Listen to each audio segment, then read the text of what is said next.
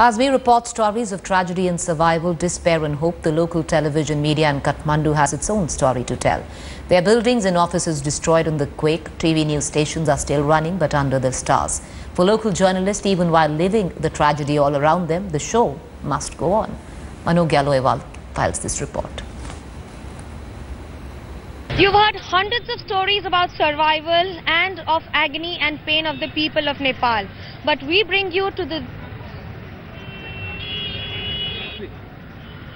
You've heard hundreds of stories about survivors and the pain and agony that has been left behind by the Nepal earthquake. But I bring to you one more flip side of it. We bring to you the media center that is operating out of Nepal. There's no building that is left, and for Kantipur television, one of the most leading television channels here, the studio is operating. In fact, the whole channel is operating like this. This is a tent which has been placed in order to spare them from the rain and the sun. And with that, the anchor is sitting in open shelter here in just a tent that has been organized. There's just some slides that have been kept there. And that's where the camera person is rolling, and that's from where the channel is going live on air. It has been happening continuously from past 2 days. And to talk more on this, I have with me the head of the channel here, Mr. Tilanjan. Give us an idea on how difficult it is to do this. It is. I think, but the energy of the team that we have, it's the main factor that we have been able to operate this.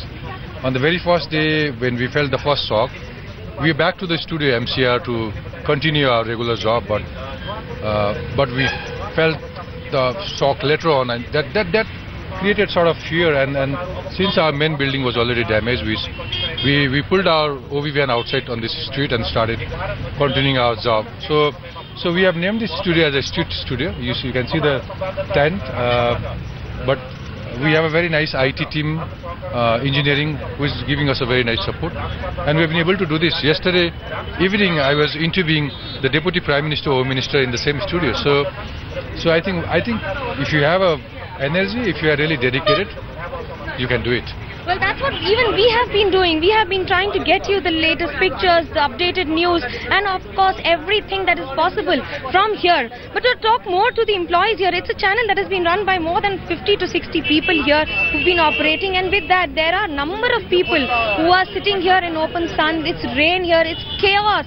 There are hundreds of people who are sitting around. There are people, watchers, there are onlookers who keep on passing by, and then of course watching their favorite anchors and television stars here continuously on screen. But more importantly, it's not that easy job. Ma'am, how difficult is it anchoring bulletins in this open sun and of course daring the rain also?